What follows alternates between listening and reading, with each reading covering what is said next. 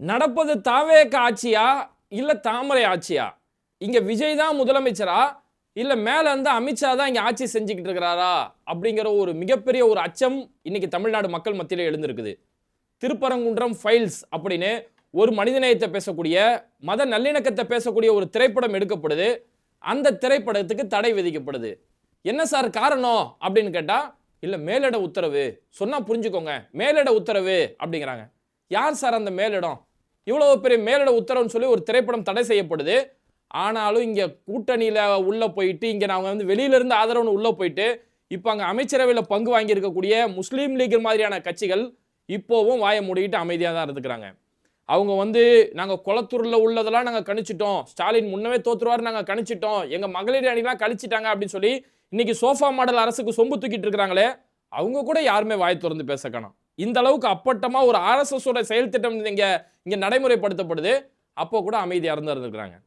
பிரச்சனை என்னன்னு சொல்லி பார்த்தோம்னா, அறக்கழகம் தவம் மாதிரியான நல்ல நேர்மையான பத்திரிகையாளர்கள், ஜனநாயக விரும்பிகள், சமூக செயற்பாட்டாளர்கள் இவங்க எல்லாருமே சேர்ந்து திருப்பரங்குன்ற பிரச்சனை சம்பந்தமா ஒரு டாக்குமெண்ட்ரி ஃபிலிம், ஒரு ஆவண படம் ஒன்று எடுக்கணும் அப்படின்னு சொல்லி ஒரு பெரும் முயற்சியோட இந்த படத்தை எடுத்துட்டாங்க. இந்த படத்தோடைய ஒட்டுமொத்த சாராம்சமே என்னன்னா, ஒரு மத நல்லிணக்கம். இங்க தமிழ்நாட்டில் நம்ம தாயா பிள்ளையா ஒன்னா பழகிட்டு இருக்கிறோம். இந்த ஒற்றுமை எக்காரணத்து கொண்டு யாராலையுமே பிரிக்கப்படக்கூடாது. நம்ம என்னைக்குமே இந்த மாமன் மச்சான் உறவு என்னைக்குமே கெட்டு போயிடக்கூடாது அப்படிங்கிற ஒரு உயர்ந்த நோக்கத்தோட ஒரு டாக்குமெண்ட்ரி ஃபிலிம் ஒன்று எடுக்கப்படுது. அந்த படமே பார்த்தோம்னா, திருப்பரங்குன்ற பிரச்சனை, இந்த பிரச்சனை எப்படி உருவாச்சு, இந்த பிரச்சனைக்கு பின்னாடி யாரெல்லாம் இருக்கிறாங்க, ஆனா உண்மையாவே திருப்பரங்குன்றம் பகுதியில் இருக்கக்கூடிய மக்களோட நிலைப்பாடு என்ன, அந்த மக்கள் மேல தர்காவுக்கு போறதையோ, தர்கா வாசல்ல விளக்கேற்றுறதுல அவங்க விரும்புறாங்களா, அல்லது தர்காவில் அங்க ஆடு மாடு பலியிட்டு அங்க விருந்து நடத்தினாலும் அதை இங்க இருக்கக்கூடிய இந்து மக்கள் எதிர்க்கிறாங்களா அப்படின்னு சொல்லி ஒட்டுமொத்த விஷயத்தையுமே மக்கள் கருத்தா ஒரு டாக்குமெண்ட்ரி ஃபிலிம் ரெடி பண்ணி அதை மக்கள் மத்தியில் இன்னைக்கு ஒளிபரப்ப வராங்க. ஆக்சுவலா இந்த படம் ஒன்றும் புதுசா ஒன்றும் ஒளிபரப்பலாம் போல, புதுசா போய் தியேட்டர்ல போய் ஒளிபரப்பலாம் இல்லை. இது ஆல்ரெடி யூடியூப்ல ஒளிபரப்பப்பட்ட ஒரு படம் தான். ஆல்ரெடி நீங்க யூடியூப்ல போயிட்டு திருப்பரங்குன்றம் ஃபைல்ஸ் அப்படின்னு போட்டீங்கன்னா அந்த டாக்குமெண்ட்ரி ஃபிலிம் இருக்கு. ஆல்ரெடி 60,000க்கும் மேற்பட்ட மக்கள் பார்த்துட்டாங்க. இப்போ நம்மள மாதிரி நிறைய பேர் பேசணும்னா இன்னும் அந்த படத்தோட வியூ அதிகமாக தான் ஆகும். அப்போ அந்த படம் ஆல்ரெடி ஒளிபரப்பப்பட்ட ஒரு படம். அந்த படத்தை என்ன செய்யறாங்க, இப்போ புதுக்கோட்டையில் ஒரு தனியார் அரங்கத்தில் போய் இந்த படத்தை ஒளிபரப்பி, சரி இப்போ இன்னும் சிலர் பார்க்கட்டும் அப்படிங்கிறதுக்காக ஒரு தனியார் அரங்கத்தில் ஒளிபரப்புறாங்க. அந்த இடத்துல ஒரு ப்ரெஷர் ஒன்று கொடுக்கப்படுது. இல்லை இந்த தனியார் அந்த தனியார் அரங்கத்துக்கு ஒரு ப்ரெஷர் கொடுக்கப்பட்டு, அங்கே இல்லை சார் இந்த படத்தை நாங்கள் ஒளிபரப்பணும்னா எங்களுக்கு ஒரு பிரச்சனை வரும்னு சொல்லி அந்த தனியார் அரங்கம் சார்பில் சொல்லப்படுது. சரி நம்மளால ஒரு தனியார் அரங்கம் அவங்க பாதிக்கப்பட்ட வேணா அப்படின்னு சொல்லிட்டு அந்த படத்தை வேற இடத்துக்கு ஒளிபரப்பதுக்கு மாத்துறாங்க. தமிழ்நாடு அறிவியல் இயக்க அரங்கம் அந்த இடத்துல இந்த படத்தை ஒளிபரப்பலாம்னு சொல்லி எல்லா ஏற்பாடும் செஞ்சுட்டு இருக்கும்போது திடுதிப்புன்னு போலீஸ் வராங்க. சார் இந்த படத்தை இங்கே ஒளிபரப்பக்கூடாது அப்படின்னு. ஏன் சார் ஒளிபரப்பக்கூடாதுன்னா, இல்லை மேலிட உத்தரவு, இந்த படத்தை இங்கே ஒளிபரப்பக்கூடாது அப்படிங்கிறாங்க. சார் இந்த படம் ஒன்று நாங்கள் புதுசாக எங்கேயுமே ரகசியமாக ஒளிவு மறைவாக எடுத்து மத வன்மத்தையோ மக்கள்கிட்ட பிளவுபடுத்துகிற மாதிரியோ அப்படிலாம் ஒன்றும் எடுக்கலை. ஆல்ரெடி இந்த படத்தை பல மக்கள் பார்த்துட்டாங்க. இது ஒரு மத நல்லிணக்கத்தை பேசக்கூடிய ஒரு படம் அப்படி சொல்லி ஆல்ரெடி யூடியூப்ல இருக்கக்கூடிய ஒரு படம். அப்போ இதுல எந்த ஒரு தவறான விஷயம் இருக்கு, இது மக்களை பிளவுபடுத்துன்னு சொல்லி எந்த ஒரு புகாரும் இல்லை. சரி நீங்க அந்த படத்தை பார்க்கல, உங்களுக்கு ஏதாவது சந்தேகம் இருக்குது, இதனால ஏதாவது பிரச்சனை வரும்னு பயமா இருக்குன்னா எங்க கூட உட்காந்து நீங்களே இந்த படத்தை உட்காந்து பாருங்க. ஏதாவது ஒரு காட்சி அல்லது ஒரு வசனம் ஏதாவது ஒன்று தப்பா இருக்குன்னா சொல்லுங்க, நாங்க நிறுத்திக்கிறோம். ஆனா எதுவுமே இல்லாம ஒரு மனிதநேயத்தை பேசுறோம், மத நல்லிணக்கத்தை பேசுறோம், இதுக்கு ஏன் சார் இந்த தடை விதிக்கணும் அப்படின்னா அங்க போலீஸ் சொல்லக்கூடிய ஒரே பதில், சார் சொன்னா புரிஞ்சுக்கோங்க, மேலிடத்துல இருந்து பிரஷர் சார், மேலிடத்துல உத்தரவு, இந்த படத்தை ஒளிபரப்பக்கூடாதுன்னு சொல்லி கடைசியில் அந்த படத்தை ஒளிபரப்பவே முடியல, தடை செய்யக்கூடிய அளவுக்கு இப்பேற்பட்ட ஒரு நிலைமை. இந்த திருப்பரங்குன்ற பிரச்சனையை வச்சு இங்க சங்கிகள் எவ்வளோ பிரச்சனை பண்றாங்க. எப்படியாவது அயோத்தி மாதிரி இந்த திருப்பரங்குன்றத்தை கொண்டு வந்துடணும். எச் ராஜா ஓப்பனாவே பேசினாரு, அங்க அயோத்தி மாதிரி இந்த திருப்பரங்குன்றத்தை கொண்டு வந்துருவோம் அப்படின்னாங்க. அதுக்காக எச் ராஜாவை ஹீரோவா வச்சு ஒரு காமெடி திரைப்படம்லாம் வேற எடுத்திருந்தாங்க. அந்த படம் மக்களால் புறக்கணிக்கப்பட்ட ஒரு படம். அப்ப இப்படி வெறுப்பை பரப்புறதுக்காக எவ்வளவு முயற்சி செய்யும் போது இங்க அன்பை பரப்ப வேண்டியது ரொம்பவே முக்கியம். மக்கள் மத்தியில் உண்மையை சொல்லி மக்கள் என்னைக்குமே ஒற்றுமையா இருக்கணும் அப்படிங்கிறதுக்காக ஒரு பெருமுயற்சியோட மக்களோட போய் ஒரு டாக்குமெண்ட்ரி ரெடி பண்ணி ஒரு ஆவணப்படமா இன்னைக்கு வெளியிடுறாங்க. இந்த படத்தை ஒரு அன்பை போதிக்கக்கூடிய மத நல்லிணக்கத்தை போதிக்கக்கூடிய இந்த படத்தை வெளியிட்டா போலீஸ் வந்து தடை செய்றாங்க. இப்போ போலீஸ் வந்து தடுக்கிறாங்க அப்படின்னா மேலிட உத்தரவுன்றாங்க. மேலிடம்னா யாரு? முதலமைச்சர் விஜயா, இல்ல அவரு கீழே இருக்கக்கூடிய அமைச்சரவையில் இருக்கக்கூடிய அமைச்சர்களா? ஆதவ் அர்ஜுனா இது சம்பந்தமா ஏதாவது சொல்லி தர சொல்லியிருக்கிறாரா? இல்ல இந்த திருப்பரங்குன்றத்தில் எம்எல்ஏவா இருக்கக்கூடிய சிடிஆர் நிர்மல்குமார் இதுக்கு முன்னாடி பாஜகவில் இருந்தாரு, ஆர்எஸ்எஸ்ல இருந்தாரு, அவர் சொல்லி ஏதாவது தடை செய்யப்பட்டிருக்கா? இல்ல இவங்க எல்லாருக்கும் மேல டெல்லியில இருந்து ஏதாவது ஆர்டர் வந்திருக்குதா, இந்த படம் வெளிபரப்ப கூடாது, இந்த படம் வெளிவந்தா நம்மளுடைய பாஜக அரசியலுக்கு எதிராக போயிடும், மக்கள் எல்லாம் உண்மை விளங்கிக்கிறாங்கன்னு சொல்லி இல்ல டெல்லியில இருந்து இதுக்கு ஏதாவது தடை வந்திருக்குதா? என்ன தடன்னு எதுவுமே தெரியல. இங்க ஆளக்கூடிய அரசும் அமைதியா தான் இருக்குது. இப்படி ஒரு படம் வந்து தடன்னு வரும்போது இங்க ஆளக்கூடிய அரசு அமைதியா தான் இருக்குது. இதே இடத்துல திமுக ஆட்சியில கொஞ்சம் யோசிச்சு பாருங்க. பிபிசியோட டாக்குமெண்ட்ரி ஃபிலிம், அங்க குஜராத் கலவரம் சம்பந்தமா பிபிசி ஒரு டாக்குமெண்ட்ரி ஃபிலிம் வெளியிட்டாங்க. அந்த படத்தை வெளியிடுறதுக்கு ஒன்றிய அரசு தடை விதிக்குது. பிபிசியோட டாக்குமெண்ட்ரி யூடியூப்ல போய் பார்க்க முடியாது. யூடியூப்ல யாராவது ஒளிபரப்புனாங்கன்னா அந்த படம் தடை செய்யப்படும், உடனே பேன் பண்ணப்படும். இந்த அளவுக்கு ஒன்றிய அரசு ஒரு உண்மை சம்பவத்தை வெளியிட்டதுக்கு தடை செஞ்சுட்டு இருந்தாங்க. ஆனா அந்த நேரத்தில் இங்க விடுதலை சிறுத்தைகள் கட்சி சார்பில் அந்த டாக்குமெண்ட்ரி ஃபிலிமை தமிழாக்கம் செஞ்சு விடுதலை சிறுத்தைகள் ஆபீஸ்ல போயிட்டு அந்த படத்தை ஒளிபரப்புனாங்க. அன்னைக்கு ஆட்சி செஞ்ச திமுக அதுக்கு எந்த ஒரு தடையுமே செய்யல. அந்த படத்தை ஒளிபரப்புக்கான எல்லா அனுமதியுமே கொடுத்து அதுக்கு எந்த ஒரு தடையுமே செய்யல. இதுதான் ஜனநாயகம். ஆனா இன்னைக்கு ஒரு அரங்கத்துக்குள்ள ஒரு படத்தை போட்டு மனிதநேயத்தை பேசக்கூடிய ஒரு படம் எடுக்கிறாங்க. அதுக்கு காவல்துறை வந்து தடுக்கிறாங்க அப்படின்னா இந்த காவல்துறையை கண்ட்ரோல்ல வச்சிருக்கக்கூடிய முதலமைச்சர் தான் அதுக்கு முழு பொறுப்பு இருக்கணும். அப்ப ஏன் இந்த படத்தை தடுக்கிறீங்க? இந்த படம் வெளியே வந்தா உங்களுக்கு என்ன பிரச்சனை? திருப்பரங்குன்றத்தில் மத கலவரத்தை தூண்டுற மாதிரியான பிரச்சனைகள் நடக்கும்போது அங்க தர்காவாசல்ல தான் போய் நான் விளக்கு வைத்தேன்னு சொல்லும் போது அன்னைக்கே நீங்க வாயை திறந்து பேசல. அதுக்கு எதிராக ஒரு மக்கள்லாம் ஒற்றுமையா இருக்கட்டும், ஏன் அப்படி தேவையில்லாத பிரச்சனையை உருவாக்குறீங்க? வழக்கமா தீபம் ஏற்ற வேண்டிய இடத்துல தீபம் ஏற்றப்பட்டு தானே இருக்கு அப்படின்னு சொல்லி அன்னைக்கு தான் நீங்க நியாயத்தை பேசல. இன்னைக்கு யாரோ நியாயத்தை பேச வராங்க, அதையுமே தடுத்து நிறுத்தினீங்கன்னா அப்போ உங்களோட நோக்கம் என்ன? ஏன் இந்த படத்தை தடை செய்யணும்? காவல்துறை தடை செய்யுதுன்னா இது காவல்துறை பொறுப்பு இல்ல, காவல்துறை கண்ட்ரோல்ல வச்சிருக்கக்கூடிய முதலமைச்சருடைய பொறுப்பு தான். அப்ப இந்த படத்தை ஏன் தடை செய்யணும்? மேலிட உத்தரவுனா அந்த மேலிடம் யாரு அப்படிங்கிற பல்வேறுபட்ட கேள்விகள் இன்னைக்கு தாவேக்காவை நோக்கி திரும்பி இருக்கு. ஒரு பக்கம் சட்ட ஒழுங்கு பிரச்சனை, அதுக்கு எதிராகவும் வாய் திறந்து பேச மாட்டீங்க. இங்க பெண்கள் பாதுகாப்பு கேள்விக்குறியா இருக்குது. விவசாயிகள் ஒரு பக்கம் போராட்டம் பண்றாங்க. எங்களுக்கு சரி நைட்ல கரண்ட் போயிருது, மின்சார பிரச்சனையா இருக்கு, குடிநீர் பிரச்சனையா இருக்குன்னு சொல்லி மக்கள் ஒரு பக்கம் போராட்டம் பண்ணும்போது அதை எதிர்த்து தான் எதுவும் பேச மாட்டீங்கன்னா இங்க மனிதநேயத்துக்கே வேட்டு வைக்கக்கூடிய சம்பவங்கள் நடக்குது. அப்பயே அமைதியா தான் இருக்கிறாங்க. சரி ஓகே, இவங்க என்னைக்குமே வாய் திறந்து பேச மாட்டாங்க. கரூர் பிரச்சனைக்கு பேசாதவங்க இதுக்கு பேசிடவா போறாங்க? அப்ப இவங்கள்ட்ட இவங்கள்ட்ட ஒரு நியாயத்தை நீதியை இவங்கள்ட்ட எதிர்பார்க்க முடியாது. அங்க அமைச்சரவையில பங்கு வாங்கிட்டு போனாங்க இல்லையா, அவங்களாச்சும் இப்ப பேசணும்ல. நாங்க வந்து அவங்கள சரியா வழி நடத்துருவோம் அப்படின்னு சொல்லி வெளியில இருந்து ஆதரவுன்னு போயிட்டு இப்ப அவங்களோட அமைச்சரவையிலே பங்கு வாங்கிட்டு அந்த சோஃபா மாடல் அரசுக்கு இன்னைக்கு ஆதரவு தெரிவிச்சிட்டு இருக்காங்களே, நீங்களாச்சும் வாய் திறந்து பேசணும்ல. முஸ்லீம் லீக் அங்க இருக்கக்கூடிய ஒரே ஒரு முஸ்லீம் கட்சியா இன்னைக்கு உள்ள போயிட்டு ஒரு அமைச்சரவையில ஒரு பங்கு வாங்கிக்கிட்டு இன்னைக்கு அமைச்சரவையில பங்கு வாங்கிட்டு உள்ள இருக்கிறீங்க. முஸ்லீம் லீக் குறைஞ்சபட்சம் இதுக்கு ஒரு கண்டனமாச்சும் தெரிவிக்கணும்ல. எந்த ஒரு கண்டனமும் இல்லை. சமீபத்தில் பக்ரீத் பண்டிகைக்கு பல இடங்கள்ல மாடு அறக்கக்கூடாது, மாடை வந்து இந்த குறிப்பிட்ட இடங்கள்ல தான் மாடு அறக்கணும்னு சொல்லி அவ்வளவு பெரிய தடைகள் வந்து ஒரு பக்ரீத் பண்டிகை நிம்மதியாக கொண்டாட முடியாத ஒரு சூழல் வரும்போது அப்பயும் முஸ்லீம் லீக் இதை பத்தி எதுவுமே வாய் திறக்கல, அமைதியாவே இருந்தாங்க. இப்போ இவ்வளவு பெரிய பிரச்சனை நடக்குது. ஏன்னா எனக்கு என்ன பயம் நமக்கு அப்படின்னா, இன்னைக்கு இந்த திருப்பரங்குன்றம் சம்பந்தமான ஒரு திரைப்படத்துக்கே இப்பேற்பட்ட பிரச்சனைகளை சந்திக்கிறோமே, நாளைக்கு கார்த்திகை தீபம் வரும். கார்த்திகை தீபம் வரும்போது அன்னைக்கு சங்கிகள் திரும்பவும் இந்த பிரச்சனையை கையில் எடுப்பாங்க. நீதிமன்றத்தோட உத்தரவோட திரும்பவும் வருவாங்க. அப்ப அன்னைக்கு வரும்போது நான் தர்காவாசல்ல தான் போய் விளக்கு ஏற்றுவேன் அப்படின்னு சொல்லி போகும்போது இந்த அரசு என்ன செய்யும்? இந்த அரசு ஒண்ணுமே செய்யாது, அமைதியாக வேடிக்கை தான் பார்க்கும். அன்னைக்கு நீங்க என்ன பண்ண போறீங்க? இதே மாதிரி தான். இதே மாதிரி இதுக்கு நான் எனக்கு சம்பந்தமே இல்லை, நாங்க இந்த ஊர்லயே உலகத்திலே இல்லை அப்படின்னு இதே மாதிரி தான் அமைதியா இருக்க போறீங்களா? அப்ப இவ்வளவு பெரிய பிரச்சனை நடந்தோம். முஸ்லீம் லீகோட தரப்புல இருந்து எந்த ஒரு மறுப்போ கண்டனமோ எதிர்ப்போ எதுவுமே இது வரைக்கும் அவங்கள இருந்து பதிவு செய்யவே இல்லை. ஆனா முஸ்லீம் லீக்ல இருந்து வேற ஏதாவது வருமா சொல்லி எதிர்பார்த்தா நேற்று முஸ்லீம் லீக்ல இருந்து ஒரு பிரம்மாண்ட அறிக்கைகள் வெளியிட்டு இருக்காங்க. இந்த மாதிரி அதாவது முழுக்க இன்னைக்கு தாவேக்காவுடைய ரூட் மாஃபியா இருக்கு இல்லையா, அவங்களுடைய ஐடி விங்க வச்சு ரூட் மாஃபியா, அந்த ரூட் மாஃபியாவுக்கு மேல இன்னைக்கு இவங்க அவங்களுக்கு சப்போர்ட் பண்ணி ஜாலரா அடிக்க ஆரம்பிச்சிட்டாங்க. கொளத்தூர் தொகுதியில் வந்து ஸ்டாலின் வந்து தோத்துருவாரு நாங்கள் முன்னாடியே கணிச்சிட்டோம் அப்படிங்கிறாங்க. எப்படி நீங்க கணிச்சிங்க அப்படின்னு சொல்லி பார்த்தா அவங்க கட்சியில மகளிர் அணி இருக்கிறாங்களாம். அந்த மகளிர் அணி போய் கொளத்தூர்ல போய் வீடு வீடா போய் தகவல்களை போய் சேகரிச்சாங்களாம். அப்போ வந்து ஏதோ ஒரு மாற்றம் நிகழப்போகுது அப்படின்னு சொல்லி அவங்க கட்சியோட பெண்கள் இதை கணிச்சு வந்து அவங்கள்ட்ட வந்து சொன்னாங்களாம். அதனால கொளத்தூர்ல ஸ்டாலின் தோற்பாரு அப்படிங்கிறத நாங்க முன்னாடியே கணிச்சிட்டோம் அப்படின்னு சொல்லி இப்போ புதுசா வந்து ஒரு கதை சொல்றாரு. ஏன் இந்த கதை இப்போ வந்து நீங்க சொல்லணும்? அங்க அமைச்சரவையில பங்கு வாங்கிய பிறகு இப்போ ஏன் இந்த சோஃபா மாடல் அரசுக்கு நீங்க இந்த அளவுக்கு நீங்க ஆதரவு தெரிவிக்கணும்? இதை நீங்க முன்னாடியே பேச வேண்டியதானே? இல்லைங்க நாங்க முன்னாடியே போய் பார்த்தோம், எங்க பெண்கள் போகும்போது இப்படிலாம் இருக்குது, அப்ப நம்மளோட பிரச்சாரத்தை இன்னும் வீரியமாக்கணும், இன்னும் மக்கள்கிட்ட போய் பேசணும் அப்படின்னு ஏன் அன்னைக்கெல்லாம் பேசல? அன்னைக்கு என்ன சொன்னீங்க? தேர்தல் முடிஞ்ச என்ன பண்ணீங்க? நாங்கள் திமுகவோடு இருந்தோம், திமுகவோடு இருக்கிறோம், திமுகவோடு தான் இருப்போம் அன்னைக்கெல்லாம் பேசிட்டு இந்தாங்க சார் ஒரு அமைச்சர் பொறுப்பு அப்படின்னு கொடுத்தோன்னே இன்னைக்கு வந்து வேகமாக வந்து சொல்றாங்க கொளத்தூர்ல ஸ்டாலின் தோத்துறா நாங்கள் முன்னாடியே கணிச்சிட்டோம், எங்க மகளிர் அணி கணிச்சிட்டாங்கன்றாங்க. கொஞ்சமாச்சும் மனசாட்சி வேணுமா? முஸ்லீம் லீக்னு ஒரு கட்சியே செயல்பாடுலே கிடையாது. இன்னைக்கு தமுமுக எஸ்டிபிஐ மாதிரியான கட்சிகள் சமுதாயத்துக்கு ஒரு பிரச்சனைனா களத்தில் இறங்கி போராட்டம் செய்வாங்க. முஸ்லீம் லீக் என்ன போராட்டம் செஞ்சாங்கன்னு சொல்லுங்க. இது வரைக்கும் அவங்க என்ன போராட்டத்தில் கலந்துக்கிட்டாங்க? சிஏஏ முதற்கொண்டு அவங்க அவங்க கையில் எடுத்து வீரியமா இறங்கின போராட்டம் என்ன? மக்களுக்கான பிரச்சனைகளை என்னைக்கு வந்து அவங்க களத்துல இருக்காங்க? ஏதாவது ஒன்று சொல்லுங்க. அங்க ஆண்கள் அணியா இருக்கான்றதே பெரிய சந்தேகத்துல இன்னைக்கு மக்கள் இருக்கிறாங்க. இதுல மகளிர் அணி வீடு வீடா போய் ஆய்வு செஞ்சு அந்த தரவுகளை உளவுத்துறை ரகசியங்களை கண்டறிஞ்சிட்டு வந்துட்டாங்களா? இப்படி ஒரு கதையை சொல்லிட்டு இருக்கிறாங்க.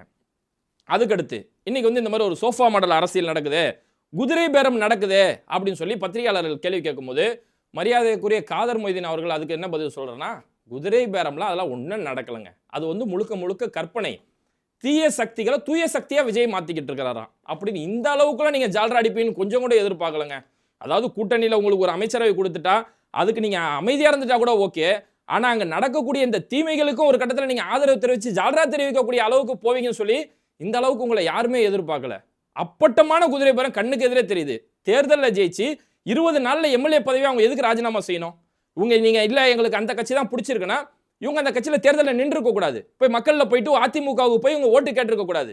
கட்சியில போய் இப்போ எசகி சுப்பையை எடுத்துக்கோங்க, அவர் எம்எல்ஏ நிற்கும் போது அதிமுகவுக்கு ஓட்டு போடுங்க, உங்க சின்ன என்ன ஞாபகம் இருக்குதா, என் பேர் என்ன ஞாபகம் இருக்குதா, நாங்க உங்களாம் என்ன செஞ்ச ஞாபகம் இருக்குதா, இப்படி எல்லாம் ஓட்டு கேட்டுட்டு அந்த மக்கள் தாவேகாவுக்கு எதிராக தான் எசகி சுப்பையா மாதிரியான நபர்கள் ஓட்டு போட்டாங்க. 4 பேர் ராஜினாமா செஞ்சாங்களே, அந்த 4 பேருக்குமே வெற்றி பெற வச்ச மக்கள் தாவேகாவுக்கு எதிராக வாக்களிச்ச மக்கள் தான். அப்ப அந்த மக்களுடைய வாக்குகளை கொஞ்சம் கூட ஒரு பொருட்டா கூட மதிக்காம வெற்றி பெற்ற 20 நாள்ல ராஜினாமா செஞ்சுட்டு போய் தாவேகால போயிட்டு நாங்க ராஜினாமா செஞ்சிடறோம் சொல்லிட்டு அந்த நிமிஷமே கிரவுண்ட் ஃப்ளோர்ல ராஜினாமா பண்ணிட்டு ஃபர்ஸ்ட் ஃப்ளோர்ல போய் அந்த கட்சியில போய் சேர்றாங்க.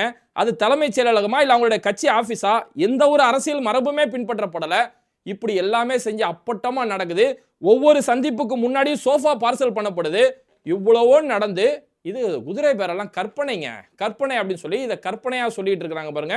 இதெல்லாம் பார்க்கும்போது நம்ம ஆச்சரியமா இருக்கு, இவங்களாம் இப்படி பேசுவாங்களா அப்படின்னு நினைக்கக்கூடிய அளவுக்கு இவங்களுடைய செயல்பாடுகளும் நிலைப்பாடுகளும் இருந்துட்டு இருக்கு. இதுக்கப்புறம் ஒரு படி மேலே போய் எங்க போயிட்டாங்கன்னா, இப்போ இவங்க தாவேகாவுக்கு full and full support, route மாஃபியாவோட ஒரு படி மேலே போயிட்டாங்க இல்லையா? இப்போ திமுக பத்தி விமர்சனம் வச்சாகணும்ல.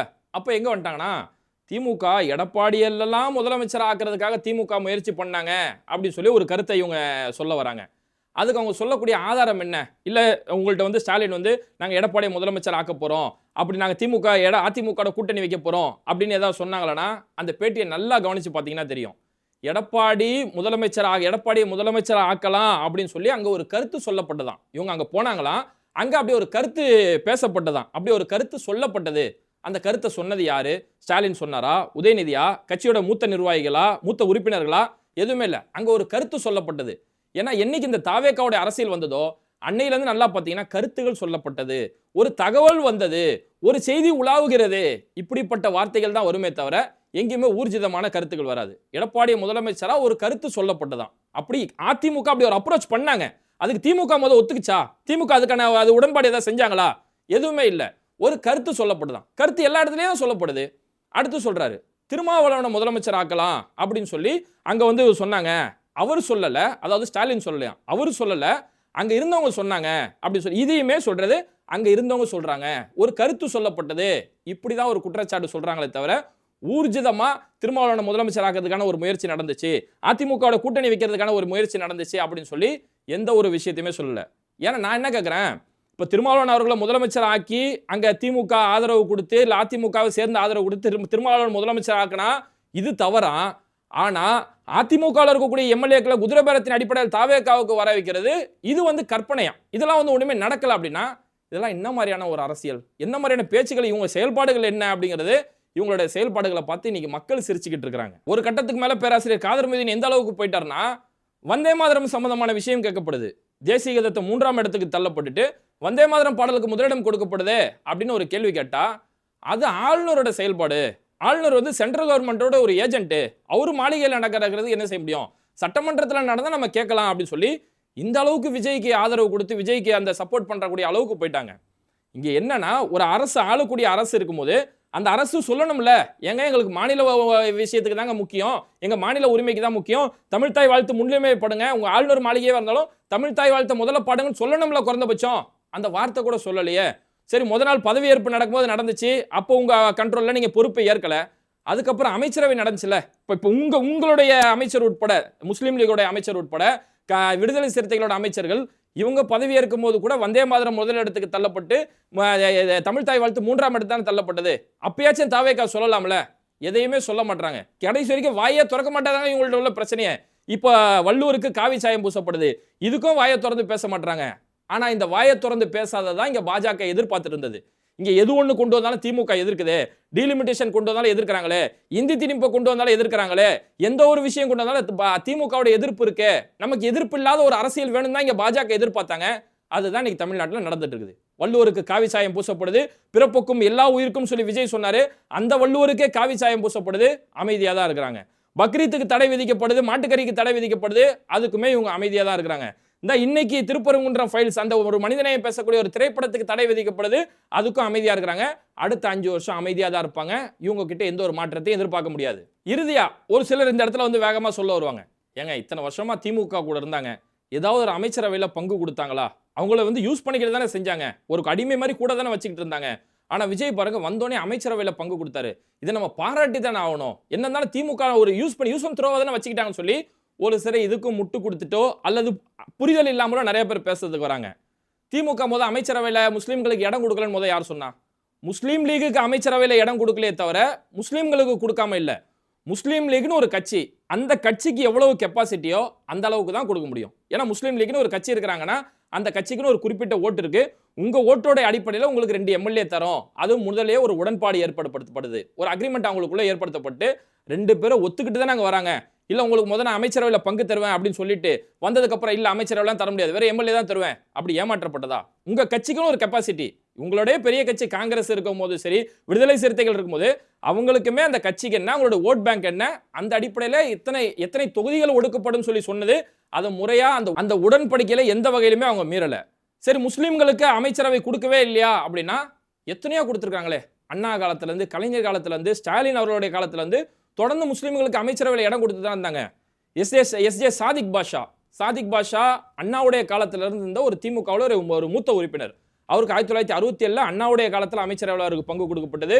அண்ணாவுடைய மரணத்துக்கு பிறகு 1971, 89 கலைஞர் முதலமைச்சராக இருக்கக்கூடிய காலத்தில் எஸ்ஜே சாதிக் பாஷா அவர்களுக்கு அமைச்சரவையில் அவர் அமைச்சராக இருக்கிறார், திமுகவுடைய ஒரு அமைச்சராக இருக்காரு. வருவாய்த்துறை, பொதுப்பணித்துறை மாதிரியான பல பொறுப்புகளில் அமைச்சராக அங்கம் வகிச்சிருந்தாரு. அப்போ ஒரு இஸ்லாமியர்களுக்கு அங்கே ஒரு பொறுப்பு கொடுக்கணும் அப்படின்ற அடிப்படையில் அந்த பொறுப்பு ஆரம்ப காலத்துல இருந்து கொடுக்கப்பட தான் செஞ்சது.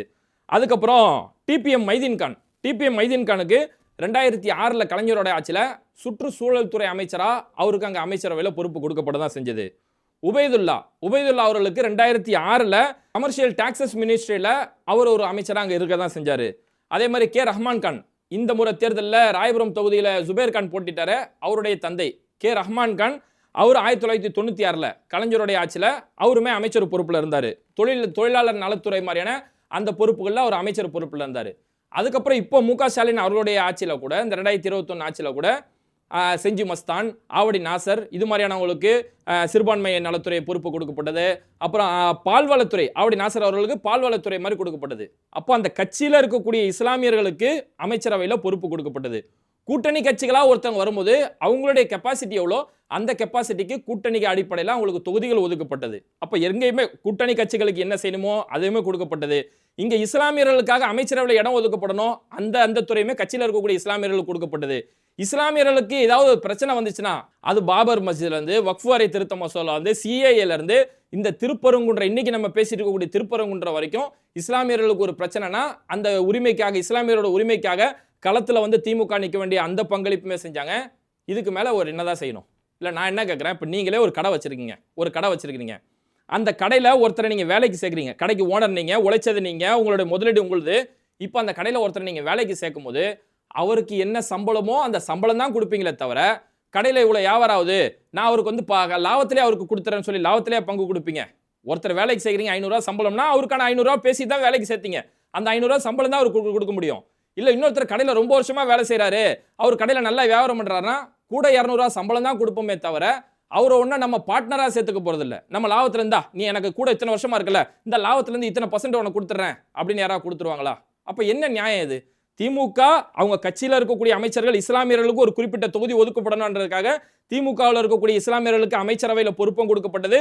கூட்டணி கட்சிகள் அவங்களுடைய சக்திக்கு தகுந்தவாறு கூட்டணி கட்சிகள் தொகுதியும் ஒதுக்கீடு செய்யப்பட்டது. இஸ்லாமியர்களுக்கு பிரச்சனை வரும்போது அந்த இஸ்லாமியர்களுடைய பிரச்சனைக்கு அந்த களத்தில் நின்றாங்க. இஸ்லாமியரோட உரிமைகள் இடஒதுக்கீடு மாதிரியான இஸ்லாமியர்களோட உரிமைகளுக்கு எல்லா விஷயத்திலுமே அவங்களுடைய ஏற்பாடுமே செஞ்சு கொடுத்தாங்க. இதுக்கு மேல ஒரு கட்சி என்னதான் செய்யணும்? அப்ப இது எதுவுமே புரிதல் இல்லாம இப்ப நான் என்ன கேட்கிறேன், விஜய் வந்தோடனே அமைச்சரவையில் கொடுத்துறாரு அப்படின்னா விஜய்க்கு வைத்த வழி, அவர் என்ன விரும்பியா கொடுத்தாரு? நான் என்ன கேட்கிறேன், விஜய் 130 இடங்களை ஜெயிச்சிருந்தாருங்க. 108 இடங்களை ஜெயிச்ச தாவேகா 130 இடங்களை ஜெயிச்சிருந்தா முஸ்லீம் லீக் கொடுத்துருப்பாரா? அப்ப விஜய் ஏன் கொடுத்தாரு? அவருடைய சுயநலம். 2 தொகுதியில ஜெயிச்சார் விஜய், பெரம்பூர், திருச்சி கிழக்கு. இன்னைக்கு நன்றி செலுத்துறதுக்கு போறாரு, திருச்சி கிழக்குக்கு தான் போறாரு. இந்த அவர் வீடு இங்க சென்னையில தான் இருக்குது. இந்த எட்டி போய் பெரம்பூர்ல நன்றி சொல்றது ரொம்ப நேரம்லாம் ஆகாது. ஏன் பெரம்பூருக்கு போகாத விஜய் திருச்சி கிழக்குக்கு போனாரு? ஏன்னா திருச்சி கிழக்குல அடுத்து ஒரு தேர்தல் வரும். இன்னைக்கு போய் நன்றி சொன்னா அந்த மக்கள் அடுத்து ஓட்டு போடுவாங்கன்றதுக்காக அங்க எப்படி சுயநலத்துக்காக இன்னைக்கு போறாரோ அந்த மாதிரி இவருக்கு 107 இடங்கள் ஜெயிச்சிருக்கிறாரு. அங்க அவருக்கு மெஜாரிட்டி பத்தல அப்படின்ற அடிப்படையில தான் உங்களுக்கு அமைச்சரவையில் ஒரு சீட்டு. ஏன்னா நீங்க வெளியில இருந்து ஆதரவுனா என்னைக்கா இருந்தாலும் பிரிஞ்சுக்கிட்டு போயிருவீங்க. இவர் பாஜக எடுத்து பேசல ஏதாவது ஒன்றா நீங்க வெளியில இருந்து போயிருவீங்க அப்படிங்கிறதுக்காக அமைச்சரவையில் கொடுத்தா நீங்க அமைதியா இருப்பீங்கன்னு சொல்லி உங்களுக்கு சீட்டு கொடுத்தாரு. சொன்ன மாதிரியே நீங்க அமைதியா தான் இருக்கிறீங்க. ஓகே, இப்போ இந்த திருப்பரங்குன்ற ஃபைல்ஸ் இந்த திரைப்படம் தடை செய்யப்பட்டிருக்கிறது சம்பந்தமாகவும் முஸ்லீம் லீக் மாதிரியான கட்சிகள் அமைதி காக்கிறது சம்பந்தமாகவும் உங்களுடைய கருத்துக்கள் என்ன அப்படிங்கிறத மறக்காம கமெண்ட் பண்ணிட்டு இந்த வீடியோக்களை உங்க நண்பர்களுக்கு அதிகமாக ஷேர் செய்யுங்க. இணைந்திருப்போம். இனிமையான இல்லறத்திற்கு இதோ வந்து விட்டது தீர்வு.